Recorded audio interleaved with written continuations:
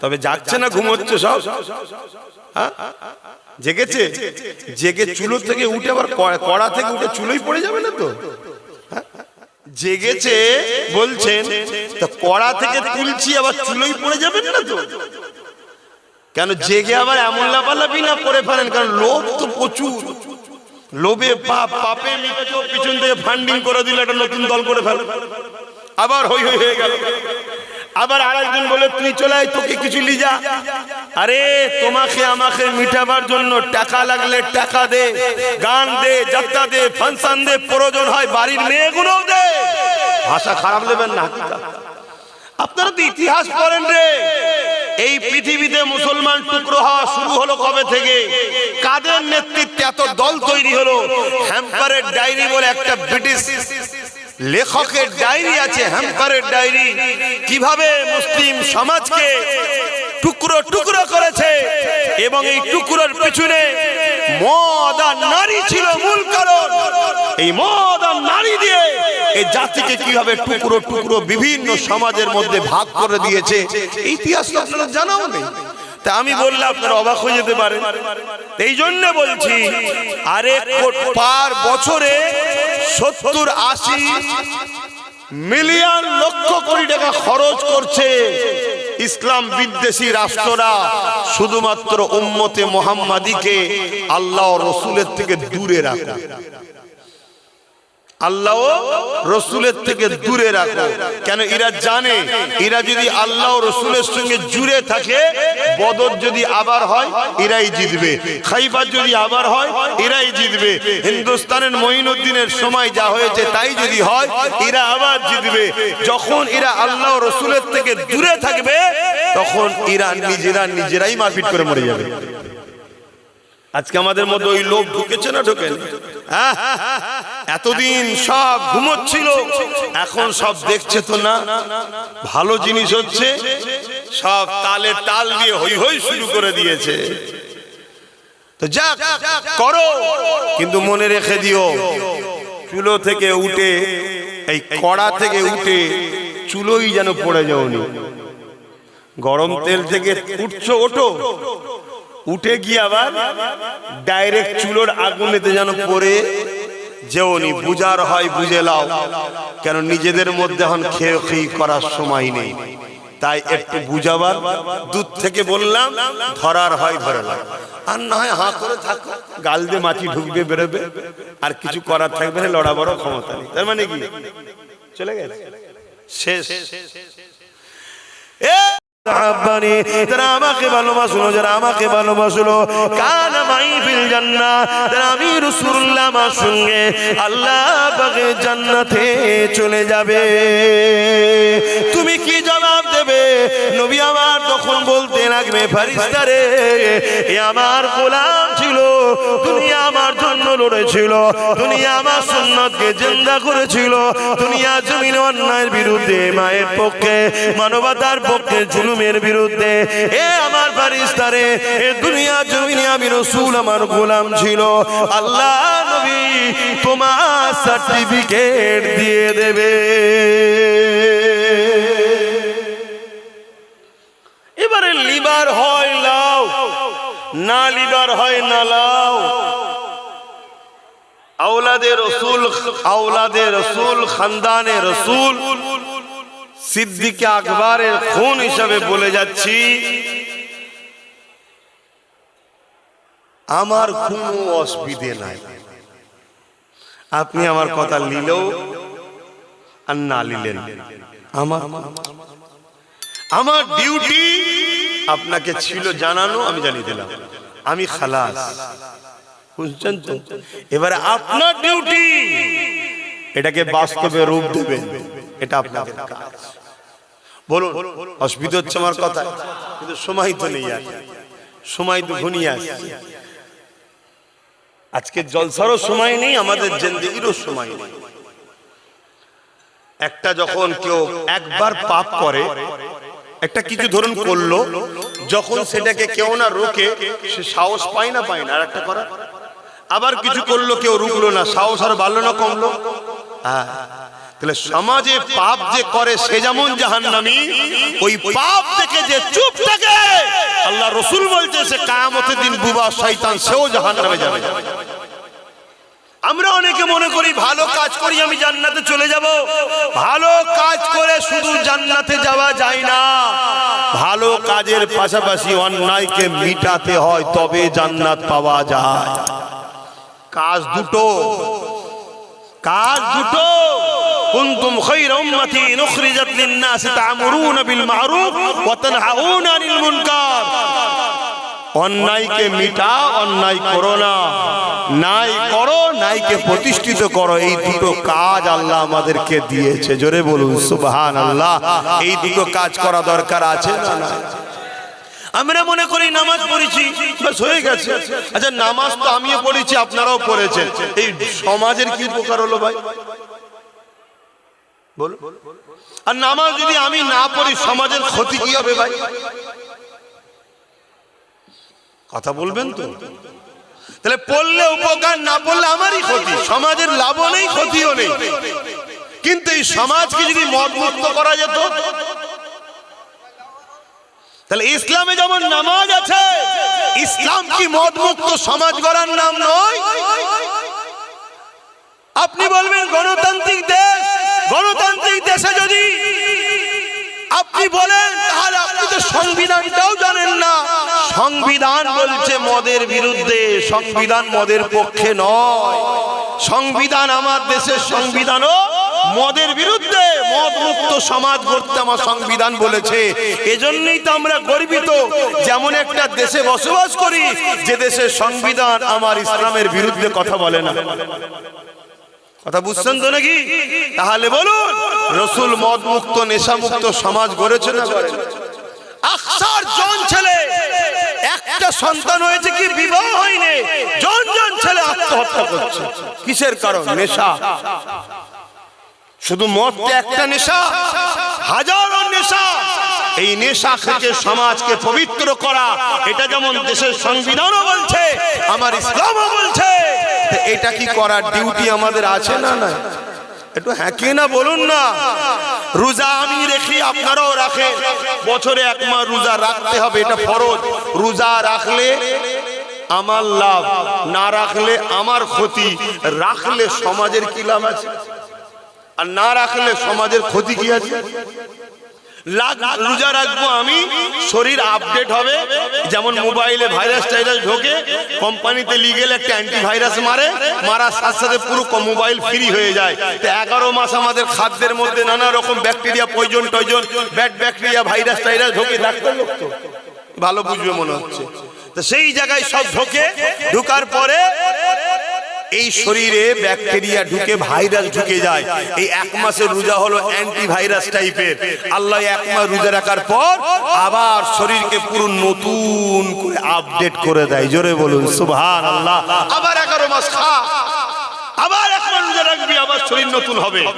এটা তো আমার উপকার, সমাজের কি উপকার? কিন্তু এই সমাজকে যদি ঘুষ মুক্ত করা যেত, বলুন বলুন বলুন, তো ইসলাম কি ঘুষমুক্ত সমাজ গড়ার পক্ষে না বিরুদ্ধে? আর আমার সংবিধান ঘুষমুক্ত সমাজের পক্ষে না বিরুদ্ধে? তুইও তো পক্ষে। কথা মাথায় ঢুকছে? যদি ঘুষ মুক্ত করা যেত, উপযুক্ত লোকগুলো চাকরি পেত, তাহলে তোমার আমার বাচ্চারা এডুকেশনে ভালো রেজাল্ট করতো, ভালো শিক্ষিত হতো।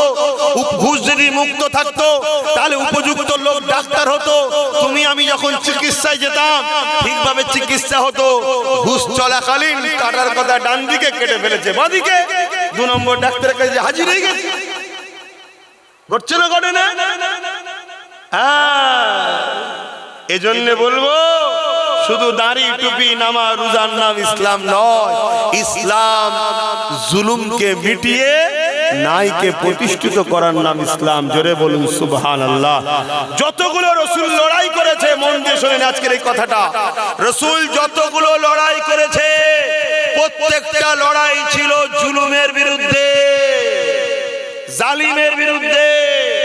আমার নবী, অন্য ধর্মের মানুষ আমার নবীর দিবানা হয়েছে লড়াই করে নয়, উসওয়াতুন হাসানা, নবীর আদর্শ আখলাক দেখে নবীর দিবানা হয়েছে। জোরে বলুন সুবহানাল্লাহ। নবী যতগুলো লড়াই করেছে নারীর অধিকারের জন্য, গরিবের অধিকারের জন্য, বিধবার অধিকারের জন্য, মানবতার জন্য, জালিম শাসকদের বিরুদ্ধে রাসূল লড়াই করেছে। হে উম্মতে মুহাম্মাদি, নবীর সুন্নাত যে মানে সেই তো নবীকে ভালোবাসে, আর যে নবীকে ভালোবাসে সে তো নবীর সঙ্গে জান্নাতে যাবে। তাহলে জুলুমের বিরুদ্ধে, সন্ত্রাসের বিরুদ্ধে এমন করে রাসূল লড়াই করেছে, অত্যাচারীদের বিরুদ্ধে রাসূল লড়াই করেছে, মানবতার পক্ষে, এতিমের পক্ষে, বিধবার পক্ষে, গরিবের পক্ষে। তাহলে বলো, আমরাও আজকে এতিম, গরিব, বিধবা, অসহায়ের পাশে দাঁড়িয়ে জালিম শাসকদের বিরুদ্ধে লড়াই করা দরকার আছে না নাই? হাত তুলে সাক্ষী দাও, লড়াই দরকার আছে না নাই? এই লড়াই একজন আমির করতে হয়। আমি ধর্মগুরু হিসাবে আমি ওই রাস্তায় নামতে পারছি না, কিন্তু একজন নবী বংশের ছেলেই যখন নেতৃত্ব দিচ্ছে তার সাথ দেওয়া দরকার আছে না? অনেকের তো সাথ দিয়া হতে হবে না? হবে না? আমার সাথে একমত হচ্ছেন তো নাকি? না মনে মনে বেজার হচ্ছে? আরো একবার, শেষবার আল্লাহকে সাক্ষী রেখে বলি, একমত তো? লম্বা হাত তুলেছেন তো? না সামনে বসে পেরেশানে পড়ে গেলেন, কি আল্লাহ কি বিপদে পড়ে গেলাম? আমি আজ থেকে বলছি, কারো যদি সমস্যা হয়, আমি তো বললাম কাতার আলাদা করে দেন। আপনি আপনার দুনিয়াদার, বেঈমান, চোর, খুনি, ডাকাত, ইসলাম বিরোধী নেতাকে থাকতে মন যায় থেকে জাহান্নামে তার সাথে যেতে চান, যান, আমার কোনো আপত্তি নেই। কিন্তু আপনি থাকবেন জাহান্নামীদের দলে, আর আবার এইদিকে আমাদের কাছে আসবেন, তাহলে আপনার উপরে ডাউট হচ্ছে আপনি আমাদের কথা তাদেরকে লিক করছেন, বিনিময়ে টাকা নিচ্ছেন। এই গাদ্দারি করা উচিত নয়, ঠিক না বে ঠিক গো? হ্যাঁ, যেদিন সংখ্যা আমাদের কম ছিল সেদিন আমরা জিততাম, বারবার সব জায়গাতেই জিততাম। আর সংখ্যা বেড়ে গেছে, কিন্তু আজ আমরাই লাঞ্ছিত হচ্ছি। কারণ কি? আমাদের মধ্যে সংখ্যা বেড়ে গেছে দেখছি, কিন্তু গাদ্দার ভরে গেছে। কথা বুঝে আসছে? কেউ কোন ধর্মে স্থান করবে তার জন্য আইন আলাদা, আবার কেউ একটা ধর্ম স্থান করবে তাকে বলা হবে সম্প্রদায় সাসপেন্ড। এই বিচারিতা করা উচিত, জোরে বলে। তাহলে তোমাদের লক্ষ্য মুসলমানদের উপরে ঘৃণা করা, ঠিক তো নাকি? হ্যাঁ, এটা মনে রাখবেন। আসেন, কে হয়? চরিত হয় নাকি? চরিত পরবর্তীতে ডাকাত হয়। তবে একটা কথা বলি, শুনুন, এখানে বুঝার চেষ্টা করতে হবে। আমরা শুধু বিপদে নেই, বিপদে আদিবাসীরাও আছে, মতুয়ারাও আছে, দলিতরাও আছে, আছে না নাই? আমরা এতদিন জানতাম মতুয়ারা ভারতীয়, এখন দিদি মুদি আমাদেরকে জানিয়ে দিল মতুয়ারাও হলো বাংলাদেশি। কি জানালো না? জানালো না? অথচ বিগত সরকার মতুয়াদের জন্য অনেক কিছু করেছে, কলোনি অনেক কিছু করেছিল না, জানেন তো নাকি? তো যাই হোক, সেই জায়গায় আমরা মতুয়া ভাইদের ঘরে যে বুঝাবো, ভাই তোরা যেখানে বেশি তোরা দাঁড়া, আমরা 14-15% আছি, তোদেরকে সাপোর্ট করব। আবার বাদুরাই আমরা বেশি, তোরা 10-12% আছি, আমাদেরকে সাপোর্ট কর। আবার যেখানে আদিবাসী বেশি, তোরা দাঁড়া ভাই, আমরা 10-12-15-20% আছি, তোকে সাপোর্ট করব। যেখানে দলিত বেশি, তোরা দাঁড়া ভাই, আবার আমরা যেখানে বেশি আছি তোদেরকে সাপোর্ট করব। যেখানে আমরা বেশি, আমরা দাঁড়াবো, তোদেরকে সাপোর্ট করব। এইভাবে যদি গরিব সবাই আমরা এক জায়গায় হয়ে যায়, দলিত, আদিবাসী, মতুয়া, মুসলমান, তাহলে আমাদেরকে কেউ হারাতে, এটা অলরেডি কাজ চলছে। আপনারা নিজেরা নিজেদের পায়ে কুরুল মারবেন না, নিজেদের বাচ্চাদের মুখের দিকে তাকান। লোহা না হলে লোহা কাটা যায় না।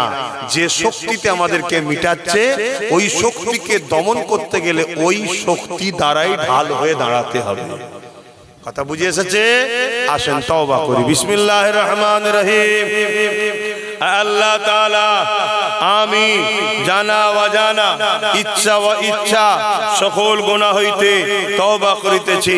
আস্তাগফিরুল্লাহ রাব্বি মিন কুল্লি যামবি ওয়া আতুবু ইলাইহি। আশহাদু আল্লা ইলাহা ইল্লাল্লাহ ওয়াহদাহু লা শারীকা লাহু ওয়া আশহাদু আন্না মুহাম্মাদান আবদুহু ওয়া রাসূলুহু। লা ইলাহা ইল্লাল্লাহ মুহাম্মাদুর রাসূলুল্লাহ সাল্লাল্লাহু আলাইহি ওয়াসাল্লাম।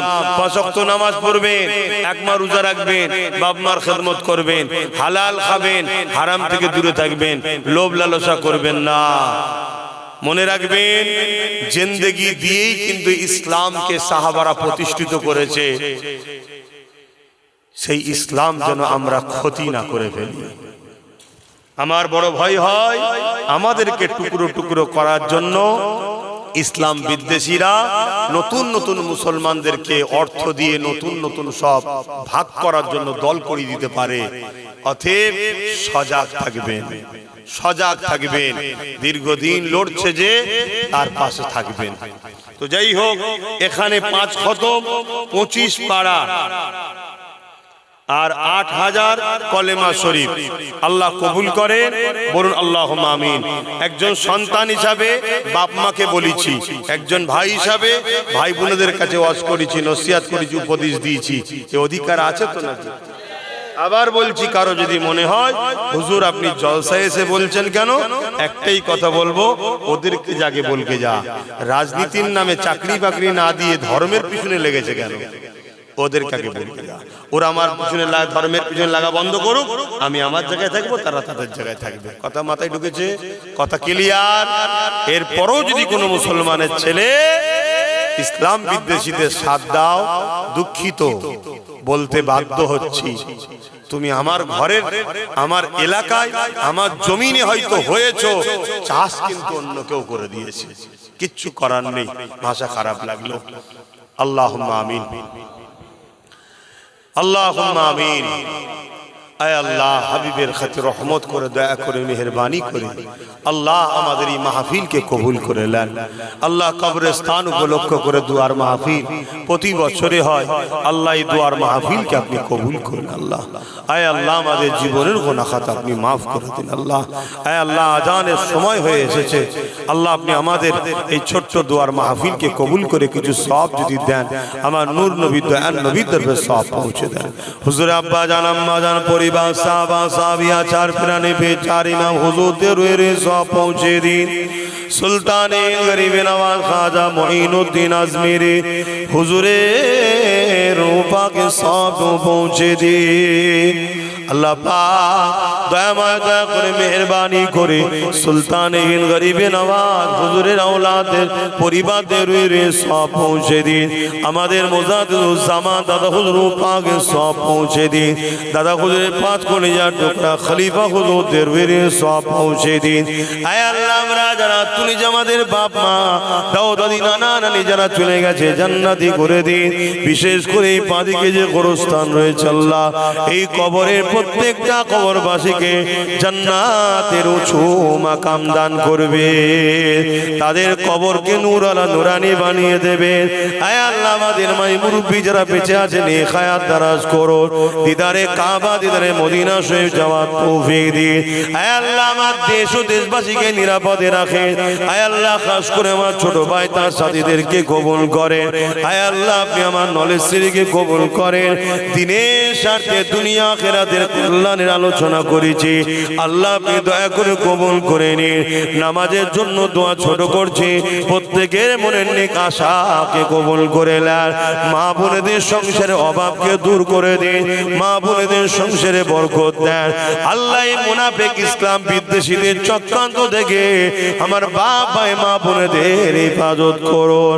আল্লাহ আমার দেশ ও রাজ্যকে জালিম হুকুমাতদের হাত থেকে হেফাজত করুন। সবার জন্য দোয়া চাইলাম মালিক, আমার জন্য এতটুকুই দোয়া মালিক। হাসবুনাল্লাহু ওয়া নি'মাল ওয়াকিল, নি'মাল মাওলা নি'মান নাসির। আল্লাহ আপনি আমার জন্য যথেষ্ট, আমি শুধু আপনার উপরে ভরসা করে চলি, আপনি আমার জন্য যথেষ্ট। আমিন আমিন আমিন। বারাক লা ইলাহা ইল্লাল্লাহু মুহাম্মাদুর রাসূলুল্লাহ সাল্লাল্লাহু আলাইহি ওয়াসাল্লাম।